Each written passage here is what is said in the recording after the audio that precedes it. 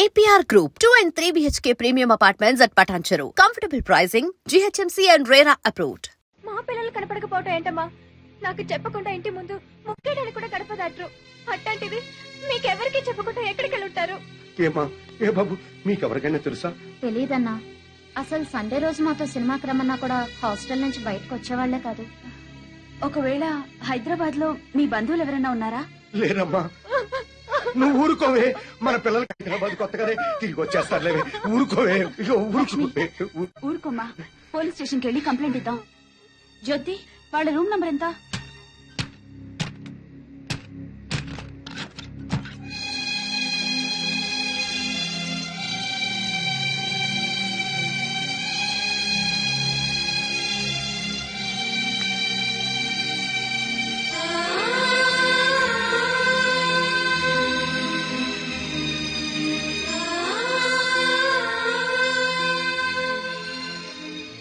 వీళ్ళిద్దరికి బయట college friends ఎవరైనా ఉన్నారా? లేరు మేడం.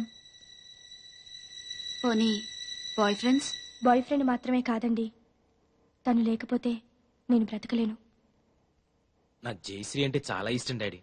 నువ్వు మమ్మీ ఒప్పుకుంటే తనని పెళ్లి చేసుకుంటాను. నీ క్యాస్ట్ ఏంటమ్మా? నువ్వు నోరు ముయ్యరా. సారీ బావా, నీ క్యాస్ట్ ఫీలింగ్ ఎక్కువ కదా, అందుకని అలా అడిగాను. ఏ కులమైనా నాకు ఈ పెళ్లి ఇష్టం లేదు.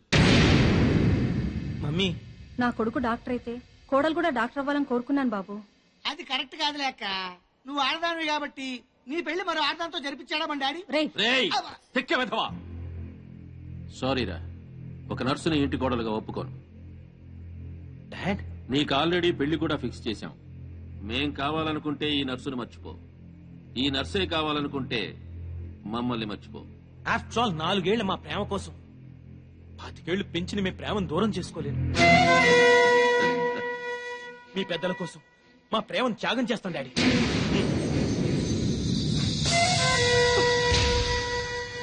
ఎస్ జయ, మనం ప్రేమించే మనసే కాదు, త్యాగం చేసే గుండె కూడా ఉందని రుజువు చేద్దాం. అన్నీళ్ళ డార్లింగ్, పెద్దల కోసం విడిపోయి గిన్నిస్ బుక్ లోకి ఎక్కుదాం. విడిపోయి ఎంత త్యాగం నీకుండొచ్చు కానీ నీ మూలంగా 10 సార్లు అవర్షం చేసుకుని నాకు లేదు. కడుపు దాకా కర్ర వస్తుందేటమ్మా. అంకుల్, మేము విడిపోతున్నాం కదా అని చెప్పేసి మా ప్రేమను చీపుగా చూడకండి. ఎట్టి పరిస్థితుల్లోనూ మనం విడిపో. నిన్ను విడిచిపెట్టడం అంటూ జరిగేది నేను చచ్చాకని గుర్తుంచుకో.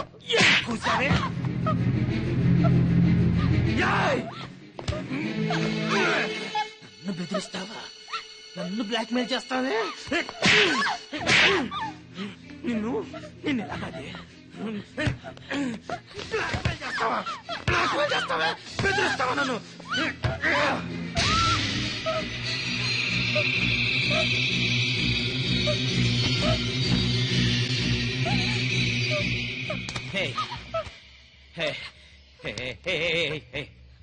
నన్ను ఇంతగా ప్రేమించేదానివి నన్ను ఇరిటేట్ చేస్తావా? అర్థం చేసుకోవాలి. ఐ సీరియస్లీ లవ్ యూ రా. ఆడది పబ్లిక్ గా 2 మొగుళ్ళు మెయింటైన్ చేయడం చాలా కష్టం గాని మగాడు 2 పెళ్ళాలను మెయింటైన్ చేయడం చాలా ఈజీ అని నీకు తెలీదా? పిచ్చిదనా, లే. డోంట్ వరీ డార్లింగ్, నా కన్నవాళ్ళ కోసం వాళ్ళు చూసిన సంబంధం చేసుకుంటా. మన ప్రేమ కోసం నిన్ను చేసుకుంటా. ఓకే? నువ్వు నన్ను పెళ్లి చేసుకుంటావు ఏంట్రా? నేనే నిన్ను ఊరికమ్మ ఎక్కిస్తా. డాడీ, పాండు, ఆయన చెల్లెళ్ళు మిస్ అయిపోయారు. కంప్లైంట్ రాసుకోండి సార్. మా పిల్లలు ఆకలికి అసలు ఉండలేరండి. అలాగని గుక్కడి మంచినీళ్ళు కూడా ఎవరిని అడగరు సార్. మీ అమ్మ అన్నది మానేసింది. 2 రోజులుగా మంచం పట్టిందని ప్రకటన తెప్పించండి సార్. ఎక్కడ ఉన్న పిల్లలు పరిగెత్తుకుంటూ వచ్చేస్తారు. ఓకే, మీరెవరో కంగారు పడకండి. అన్ని స్టేషన్స్ కి ఇన్ఫార్మ్ చేసి ఎంక్వైరీ చేస్తాను. రఘు, సార్.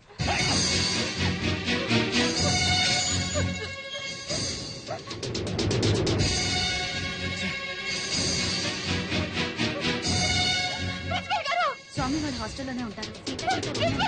అవును.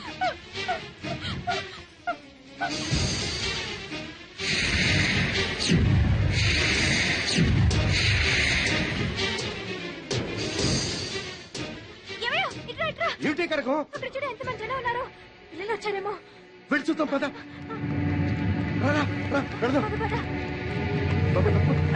తప్పను.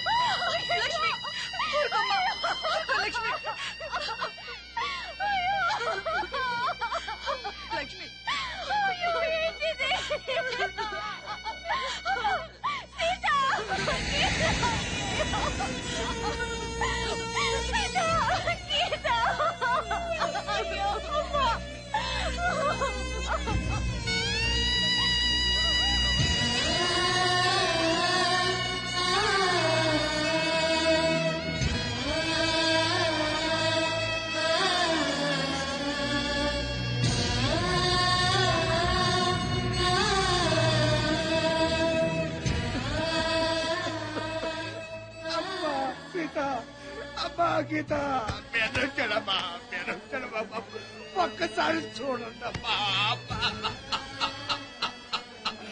అయ్యో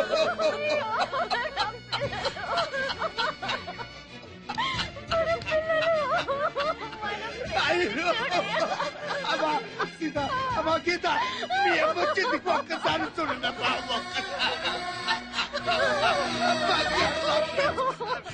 ఎంత చేసింది.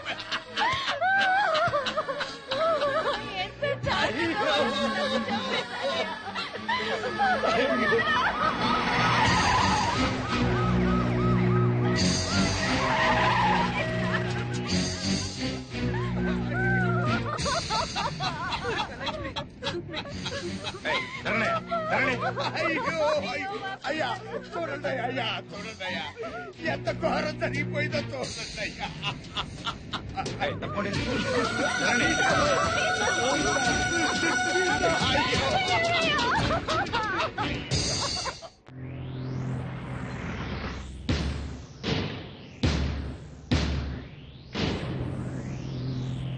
సార్, సీత గీత అనే మెడికల్ కాలేజీ స్టూడెంట్స్ హత్య చేయబడ్డారని నా క్లయింట్ ఆనంద్, అతని తండ్రి Koteswararao, state club owner Bapineedu గారు, ఇంకా ఎవరో ఊరు పేరు తెలియని టాక్సీ డ్రైవర్ కలిసి ఈ హత్యలు చేశారని సిస్టర్ జయశ్రీ గారు సాక్ష్యం చెప్పడానికి వచ్చారు. కానీ ఈ నర్సు జయశ్రీ గారు కాకుండా మరెవరైనా, అంటే మెడికల్ కాలేజీ ప్రిన్సిపాల్ గారు, కాలేజీ ప్రొఫెసర్సో, తోటి విద్యార్థులో, లేక కనీసం సీతాగీతల అన్నావదులైనా సాక్ష్యం చెప్పుకుంటే ఆ సాక్ష్యానికి ఎంతో విలువనిచ్చేవాళ్ళం. What do you mean? నర్సులు చెప్పే సాక్ష్యాల కోర్టులో విలువ ఉండదా? తప్పకుండా సార్. నర్సుగా ఆవిడ సమాజంలో ఒక రెస్పాన్సిబుల్ సిటిజన్. కానీ సదరు జయశ్రీ గారు నా క్లయింట్ ఆనంద్కు ప్రియురాలే. జయశ్రీ గారు, మీరు మెడికల్ కాలేజీ స్టూడెంట్ ఆనంద్ను ప్రేమించారా? గంగిరెద్దులా తలూపుతేలా సమాధానం చెప్పండి. ప్రేమించాను మరి ఆనంద్ మిమ్మల్ని ప్రేమించాడా? అనే చెప్పాడు. అని చెప్పిన ఆనంద్ మిమ్మల్ని తన తల్లిదండ్రుల దగ్గరికి తీసుకెళ్లి మీ ప్రేమ గురించి చెప్పాడా? చెప్పాడు. మీ మీద ప్రేమ లేకపోతే వాళ్ళ దగ్గరికి తీసుకెళ్లాడు కదా. సో ఆనంద్ మిమ్మల్ని సిన్సియర్ గా ప్రేమించాడు. ఆనంద్ తల్లిదండ్రులు ఏమన్నారు? మా పెళ్లికి ఒప్పుకోలేదు. సార్, ఒక పెద్దింట్లో పుట్టిన ఒక్కగానొక్క కొడుకు ఒక పెద్దింటి అమ్మాయినే పెళ్లి చేసుకోవాలనే సగటు తల్లిదండ్రుల స్వార్థంతో ఆనంద్ తల్లిదండ్రులు ఈ పెళ్లికి ఒప్పుకోలేదు. 3 ఏళ్ల వీళ్ల ప్రేమ కన్నా 25 ఏళ్ల తల్లిదండ్రుల ప్రేమ గొప్పదని ఫీల్ అయ్యి మన ప్రేమని త్యాగం చేద్దామని చెప్పాడు సార్ ఆనంద్. చెప్పాడా జయశ్రీ గారు? చెప్పాడు. వీళ్ల ప్రేమ గురించి పెళ్లి గురించి కాదండి case. Here is the point sir. నా క్లయింట్ ఆనంద్ కి ఒక గొప్పింటి అమ్మాయితో పెళ్లి ఫిక్స్ అయింది. So what? తనకు దక్కని ఆనంద్ ఇంకెవరికి దక్కకూడదన్న చీప్ ఫీలింగ్ తో ఏ సంబంధము లేని జంట హత్యల కేసుని నా క్లయింట్స్ మీద రుద్దాలని చూస్తోంది సార్ ఈ జయశ్రీ. అంత అబద్ధం సార్. నిజం నిజం నిజం. అంత ఖచ్చితంగా ఎలా చెప్పగలరు? అంత గట్టి సాక్ష్యాధారాలు ఉన్నాయి కాబట్టి సార్, మీరు అనుమతిస్తే కొన్ని ఇంపార్టెంట్ విట్నెస్ మీ ముందు ఉంచుతాను. నమస్కారం సార్. మీ పేరు? సుధాకర్ సార్. ఏం చేస్తుంటావు? స్టేట్ క్లబ్ లో మేనేజర్ గా పనిచేస్తున్నాను సార్. సరే, ఈ కేసు విషయంలో నీకు తెలిసింది జడ్జి గారికి చెప్పు. ఈ కేసు గురించి నాకేమీ తెలియదు సార్. సీతాగీత అనేవాళ్ళు మాత్రం నాకు బాగా తెలుసు సార్. ఎలా తెలుసు? ప్రతిరోజు మా క్లబ్ కి డిస్కో తక్కువ వస్తుంటారు సార్. నిజంగా మా క్లబ్ కి వాళ్ళు పెద్ద అట్రాక్షన్ సార్.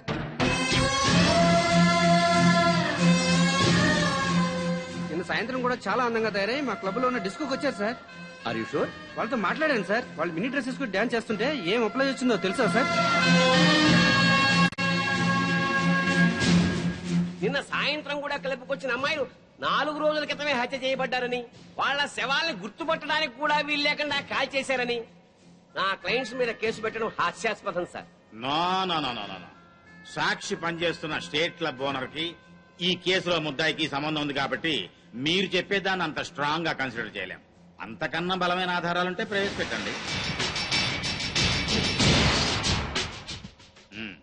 మీ పేరు? పెద్దిరెడ్డి సుబ్బారెడ్డి. ఏం చేస్తున్నారు? గవర్నమెంట్ జనరల్ హాస్పిటల్లో డాక్టర్ గా పనిచేస్తున్నారు. ఈ పోస్ట్ మార్టం చేసింది మీరేనా? నేనేనండి. ఆ బాడీస్ మెడికల్ కాలేజ్ స్టూడెంట్ సీతాగీతలవే కదా? కాదు సార్. సీతాగీతల వయసు 18 సంవత్సరాలని తెలుస్తుంది సార్. పోస్ట్ మార్టం రిపోర్టు ప్రకారం 35 ఏళ్ళు ఉంటుంది సార్. సో ఈ డెడ్ బాడీస్ వాళ్ళవి అయ్యే అవకాశమే లేదు సార్.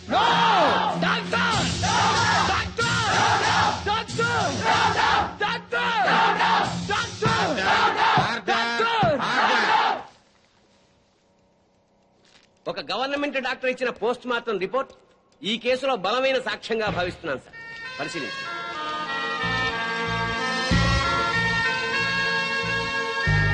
సో నా క్లయింట్ ఈ హత్యలు చేయలేదని, సీతాగీతలో హత్య చేయబడలేదని తగిన సాక్ష్యాలు కోర్టు వారికి ప్రొడ్యూస్ చేశాను. అంటే నా బిడ్డలు చచ్చిపోలేదా జడ్జి గారు? అయితే ఈ హత్యలకు వీళ్లకు ఏ సంబంధమూ లేదు సార్.